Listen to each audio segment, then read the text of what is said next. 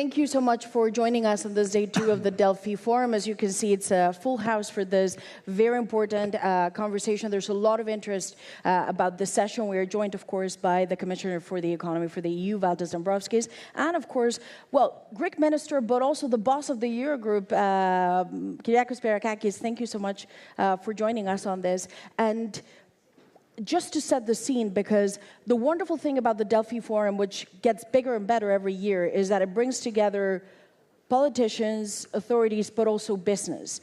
And the message I've gotten here for, the few hours I've been here is that the business community in Europe is incredibly worried, really, really worried now about the implications of the energy crisis. And some of the voices I've spoke with, they say this is a much bigger crisis than anything comparable to Ukraine and the Russia shock. So perhaps my first question to you both is, what is the outlook for the European economy in your view? Commissioner. Good morning, everyone, and it's a pleasure to be here in Delphi Economic Forum. So, on the outlook for European economy, obviously, conflict in the Middle East and blockage of Strait of Hormuz is creating implications because it's an external energy supply shock which we are facing with energy prices now elevated.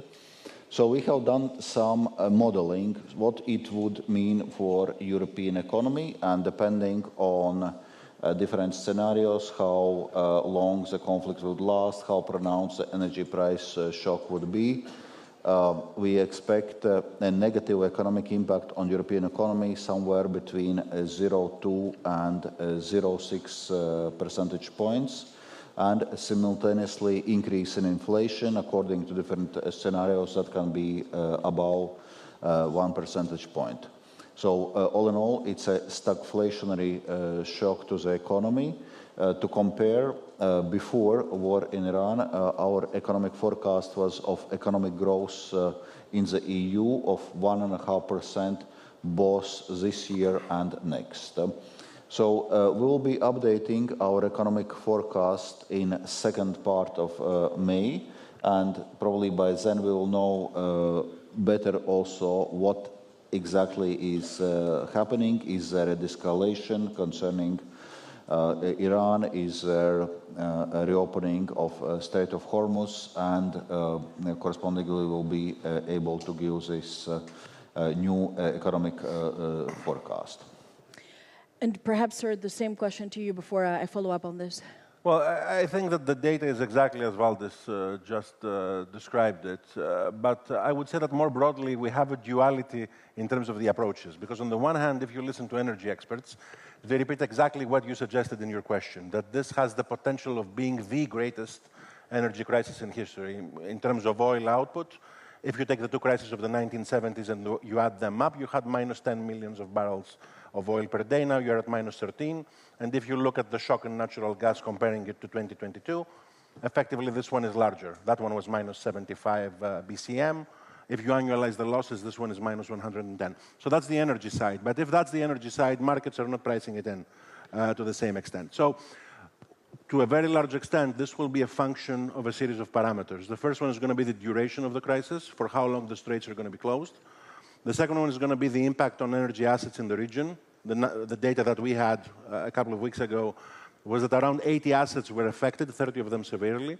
And the third one is the status, the institutional quote-unquote status that you will see in the Strait of Hormuz post-crisis, because this will be priced in on a risk basis in the risk premia. What we should be cognizant of, I think, is exactly what the Commission is suggesting, that the types of policies that we will advance, even the short-term policies and the broader policies, should be in line with the strategic priorities of Europe. The Commissioner has already advanced a series of proposed measures which are targeted, tailored, and temporary. This is what we're trying to do to a very large extent. But at the same time, Europe should be investing in its long-run strategic priorities in terms of energy, advancing the energy union, looking at infrastructure, investing in grids, investing in interconnectors, and diversifying even further. And we're certainly more diversified than what we used to be in 2022 when Russia invaded Ukraine. And just to follow up on this before we move on, but this is critically important at this point, what Europeans hear is that there may be fuel crisis, shortages, that some planes may not even take off this summer. Some of the business that I spoke with here, they say ultimately this situation is in the hands of a regime that nobody really knows who's behind it at this point. For all we know, the Ayatollah's in a coma, to be fair. And the diplomacy and social media of Donald Trump. As an investor, that does not give you a lot of certainty. I think we can agree on that. So how prepared is the European Union to deal with this? Maybe if we discuss availability of fossil fuels in more general terms, we do not see it at this stage as an issue with availability, but more the issue related with price. We are also now coordinating the release of oil reserves to maximize its positive impact on the market. As regards jet fuels, at this stage we do not also have issues with availability, but the risk is there. So this is one of the topics which we are also deal with in our, which we published this week, Accelerate EU communication, where we propose how to handle the response to the crisis, and this is one area where we have to focus. Because in terms of jet fuels, we produce domestically around 70% of our demand, so 30% we are dependent on imports, and we need to do now proper assessment, so what are potential supplies, how we eliminate this possible shortfall. And Minister, just to wrap up on this point, what is your message for Europeans? Because what's clear is this is going to have a hit or will impact growth. Inflation is already up, the price pressures, and Europeans hear this very catastrophic language. This is going to have an impact potentially through consumer confidence. So what is your message for Europeans? You know, should they be calmer? I think that we should be calm because Europe is at a much better position than what it used to be in 2022. What makes you say that? On the one hand, well, because A, we're more diversified than what we used to be before, and we have started making the requisite investments in grids. Of course, that's part of the equation. Macroeconomically, it's obvious that we still have challenges in front of us. But having said this, the response that we should be doing on the fiscal side should be coordinated, one, along the lines that the Commission has suggested, plus it shouldn't be contradictory to what we will do on the monetary policy standpoint. So overall, we should be orchestrated, and we should do our long-run investment job. So frankly, we should invest in storage, we should further invest in grids. We necessitate around 580 billion of extra investment in grids, and we should try to further diversify.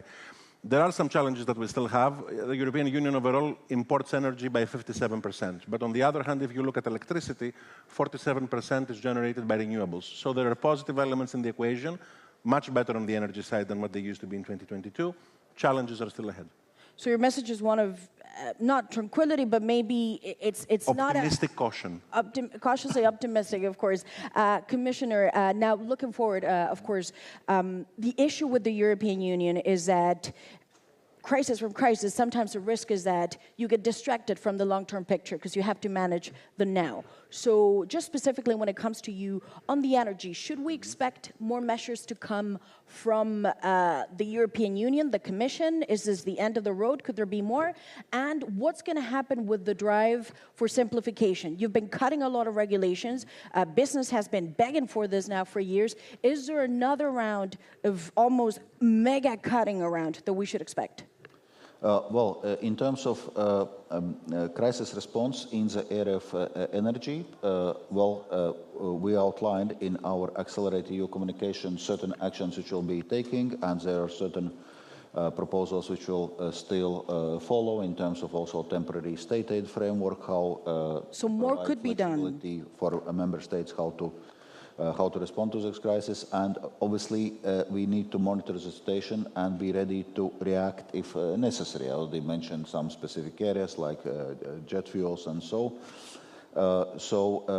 In a sense, it's not over yet. So we need to continue working also in terms of our broader policy response. Well, as Minister just aligned, our message is to be temporary and targeted, also to keep in mind fiscal limitations which we are facing, because generally we are at the higher deficit and debt levels than we used to before entering COVID crisis, before entering first energy crisis. So there are certain limitations. Also, interest rate environment is very different as it was maybe during the COVID crisis. Then the question is, indeed, with all those external headwinds, we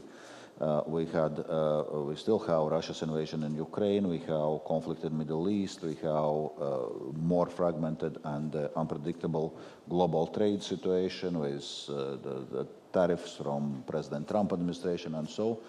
Where do we see sources of growth for Europe? And that's why we made as strengthening European competitiveness as our overarching priority. Well, for this mandate, we have two overarching priorities. One is competitiveness, another is security and defense.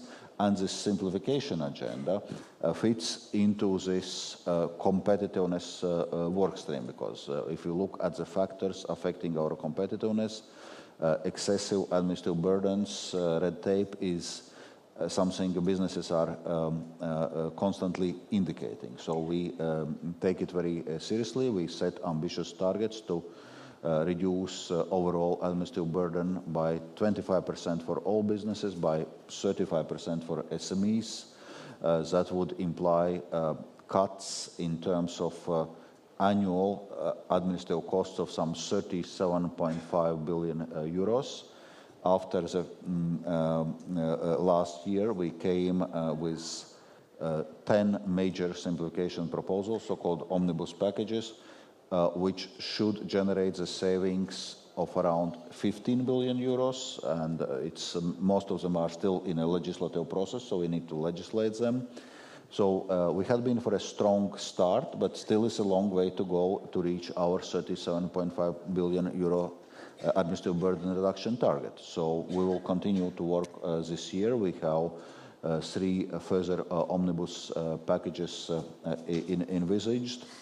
We have more than half of European Commission's proposals in this year's work program have what we call strong simplification dimension, meaning they need to generate net savings in terms of administrative costs.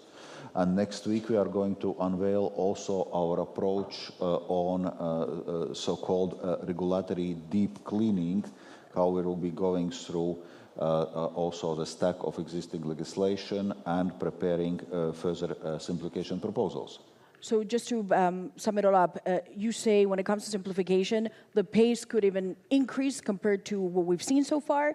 And with the energy, if this is not the end of the story and it gets worse, more measures could also come from Brussels. Indeed, even though I would agree what the Minister already said, that all in all, we are in a more stable, more resilient situation than we were in 2022. And what we are doing, our strategic goals, the European Green Deal, decarbonization, reducing dependencies on fossil fuels, it's fully consistent in what we need as a crisis response right now, because once again, the source of the problem is volatility of fossil fuel prices. Mm-hmm. And Minister, of course, with your appointment for head of the Eurogroup, that was seen as a form of recognition of, well, Southern Europe, but also in particular the turnaround in the Greek economy, which, of course, if we go back 10 years ago, it's a very different scenario that is factual. The numbers speak for themselves. But I wonder now, in this new position, there's also pressure that is coming with the job. And the language we hear from the capitals is that they want to have a strong Eurogroup president that can finally get things done and complete the architecture of this union. What's next? Well, that's why I tried to signal from the first day of my election that strategy should become a synonym of delivery. Because what is the criticism that we typically receive in Europe? The criticism is that on many instances, you have a crisis, then you might have chaos in certain crises. I mean, you mentioned the Greek story. And then you typically have a suboptimal response. I think that this is wrong. And I think that right now you have a generation of policymakers in Europe who want to render delivery a synonym of strategy. And to address your previous point on energy, I brought the energy crisis agenda at the Eurogroup together with Fatih Birol. Valdis Dombrovskis has been briefing all the ministers on the policy perimeter that we should be adopting in Europe. To be frank, We know what worked in 2022 and we know what didn't work, because this is the crisis of the moment. And to be even more frank, many of the measures that we employed as member states in 2022 didn't work. They had a counterproductive effect. Now we know that. The Commission knows that. The IMF knows that. And this is why they have defined this perimeter. So to your question, should we change policy? Could we do something more? It's a function of the events that we have in front of us. What did John Maynard Keynes say? If the facts change, I change my mind. What do you do, sir? But with the facts as they are, this is the policy perimeter to go with. It doesn't make any sense to do something extra because effectively it would be counterproductive. And we're hoping that we will not be in a deeper crisis scenario which will necessitate other types of measures. So far we know what we should be doing. In all the rest, what should the agenda be? There are many things that we have been discussing for years. I think there are many analogies between Greece and Europe. I believe in the Frank Sinatra dogma of politics when it comes to Greece and Europe. If you can make it there, you can make it anywhere. So if we did it, Europe can do it as well. And we are in a virtuous circle in terms of our fiscal policy and our reform policy. Our debt is de-escalating very fast. What is the agenda in Europe? It's the dividend of the obvious things that we haven't done for years. The Dutch Minister of Finance was telling me that 10 years ago, the Capital Markets Union was a core priority of the Dutch presidency, and we're still discussing it, metabolized as the Savings and Investment Union, which also includes banks. Right now, we know what we need to do. The Commission is moving very fast. The commissioner sitting next to me is doing a phenomenal job on this, and I want to say it publicly. And overall, the leaders are advancing a very ambitious agenda. So our work as finance ministers is to implement exactly this. Move the agenda fast. We have the supplementary pensions package. We have the market and supervision package of advancing the role of ESMA at the European level in capital markets. What should the core concept for citizens be? Don't do the same thing times 27. It doesn't make any sense. And especially as we're trying to leverage and capacity build the sovereignty of Europe, I prefer the word sovereignty to the word autonomy, to be frank. The more sovereign we're trying to be and the more strong we're trying to be, the less barriers we should have between ourselves. And the more should we act as a single market and as a singular economy. And I think we are at the capacity to do that because, frankly, we have eliminated all other options. Well, that's also true. And just to pick up on that point very briefly, because I want to take questions from the audience, ultimately, your performance will be judged on whether or not you succeed in getting done what your predecessors at times were not, very effective at doing. What makes you believe you can get it done? And I'm talking about supervision regulation. I'm talking about completing the Capital Markets Union, digital Euro accelerating, all the fires that anyone who's covered the Eurogroup has heard for years. What makes you think you can do it? And just for the Greek audience here, when it comes to the energy crisis, is there something up your sleeve that the Greek government is contemplating in additional measures, or you believe at this stage this is enough? There's no need to preempt the worst-case scenario? I think that on your first question, the larger change is a change in context. And the change in context is that European capitals understand that the opportunity cost of non-delivery of the Savings and Investment Union and of the digital euro and of the core projects that we're discussing is immense at the moment. I mean, take the digital euro. Right now, the US government is advancing a policy on stablecoin regulation effectively through the Genius Act. They're primarily focusing on the private aspects of the financial system, of digital finance. They haven't decided to deploy a digital dollar, primarily, I would say, because of privacy concerns in their case, rather than something else. We in Europe have decided to develop a public infrastructure, and we believe that this should pass at the European Parliament this year. We should have the pilot project next year and have the digital euro deployed by 2029. This project is existential to increase and leverage the international role of the euro. So all of those things are never, I would say, the sole decision of one, two, or three people. They constitute a cumulative force which touches upon European capitals, the ingenuity to negotiate solutions, and the understanding of the cost of non-delivery. So all the stars are aligned at the moment, and we have a commission which is very ambitious. And we as finance ministers plan to advance this. Now, what is the problem with what I just said? That typically we agree in the title, but then we have a national asterisk saying we agree with the Savings and Investment Union, but we have this little national concern. Our job at the Eurogroup will be to navigate those concerns. And I firmly believe, as we have mapped them, that they are quite navigable. We can deliver the results at the time frame suggested. Now, to your second question, interestingly enough, whenever a Greek Minister of Finance announces fiscal measures, the first question that he or she receives is, when are you announcing the next package? Well, we announced one 2 days ago, so we don't plan to announce another one at this moment. It is within the scope and the context of the fiscal perimeter as framed by the EU fiscal rules. We are a country which is managing right now to have very strong fiscal surpluses. We have a fiscal surplus of 4.9%, a headline surplus, the most de-escalating debt in the world, not only in Europe right now. It's de-escalating as fast as possible. I remind you that Greek debt had reached close to 210% after the COVID crisis. And right now the projection for this year is 136%. It is the decision of a generation not to pass the bill to the next one. So we plan to act in a very fiscally prudent manner, but we also plan to support those who are primarily in need. And I think this goes hand in hand with what is suggested from Brussels, what is suggested by the Commission, measures that are targeted. To whom? To the most vulnerable, to exactly those who should be receiving the help. This was the mentality of the measures announced. Should the crisis become deeper, we're ready, because Greece is now at the fiscal position where it can support this, where it can sustain this. We have, let me say, the firepower to sustain this, should it be necessary, to have additional measures along the lines of what has been suggested and within the framework of the fiscal rules. But we're not yet there. Very clear on that point. Commissioner, just lastly, before we move on to the audience, in the context of this crisis, we've heard a lot of things. The climate regulations should, at the very least, be suspended. Others suggest the same applies to the fiscal rules. The U.S. has taken some extreme measures in a way by putting waivers on oil, certainly coming from Russia, that the EU sanctions. What are your thoughts on this ultimately? And then just finally, before we move to the audience, are these measures going to become easier to implement now that Viktor Orban got voted out of office? That's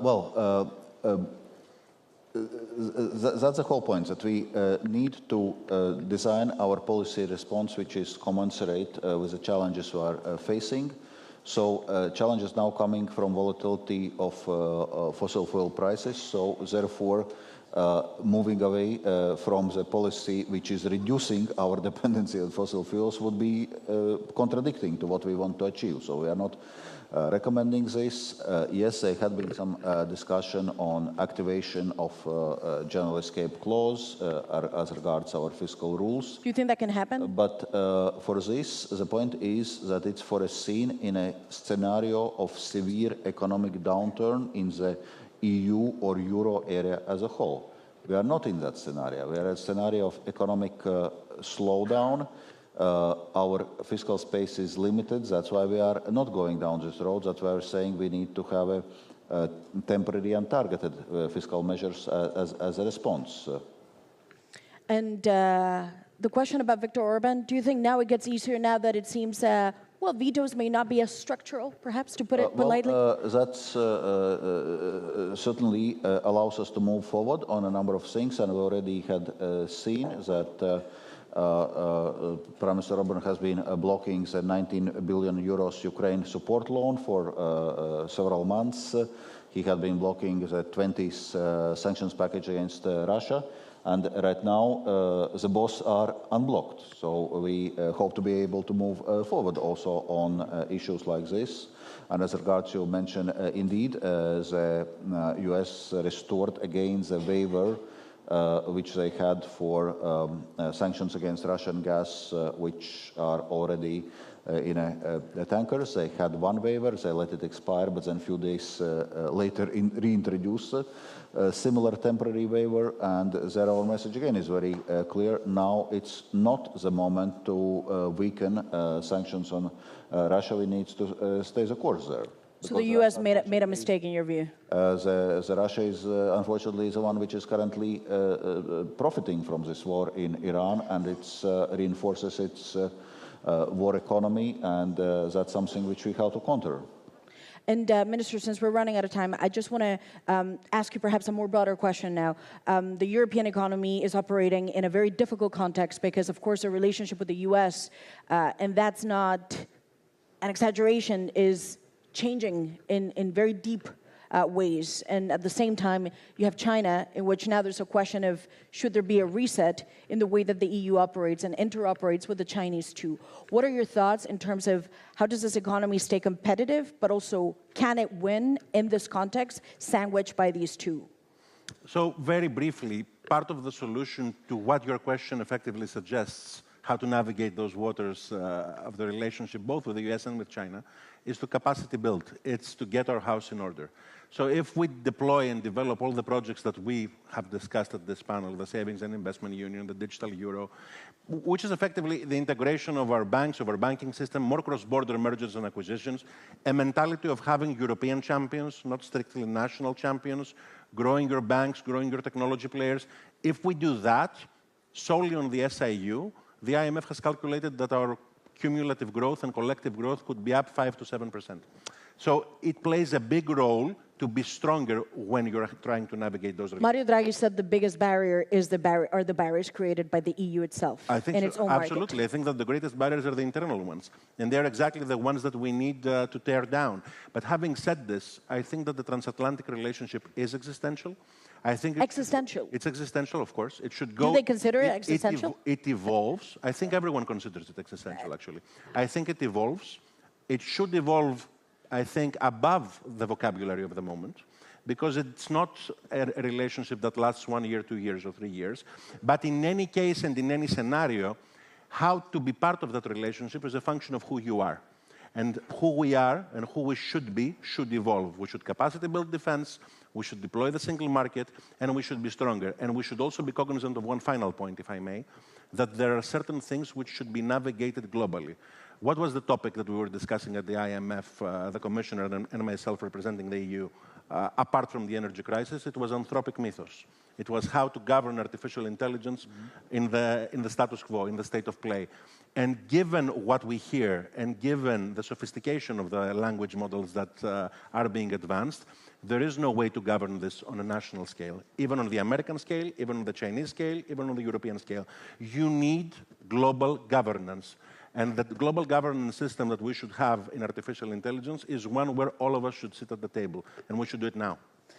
We're running out of time, but I have to pick up on this point, because you said this is a relationship that is existential, and it goes both ways. But when you deal with an administration that calls, and we're all European here, that calls the Europeans weak, decaying, puts out a national security strategy where they say we will work with parties that resist the current trajectory. It's a continent that faces civilizational erasure.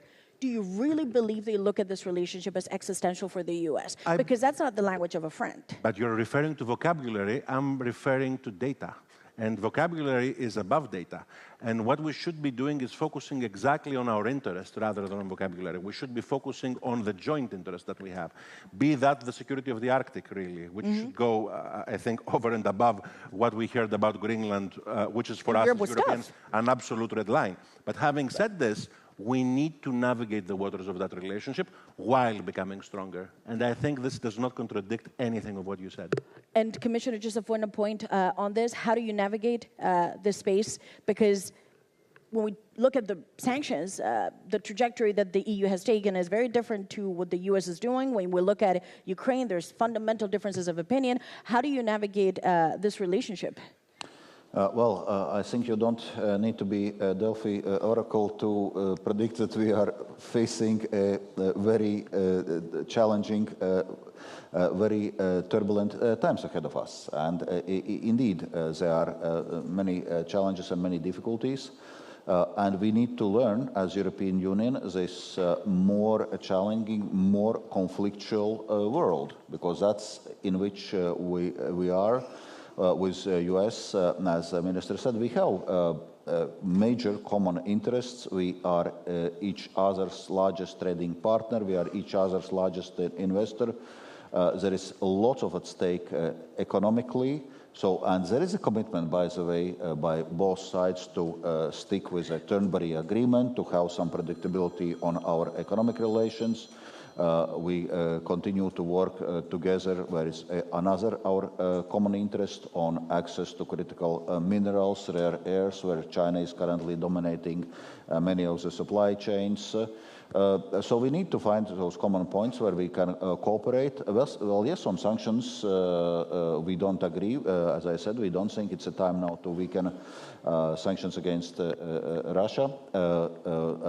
It's time to continue to insist on a G7 price cap, and so on. And we continue our engagement with the US also on areas like this.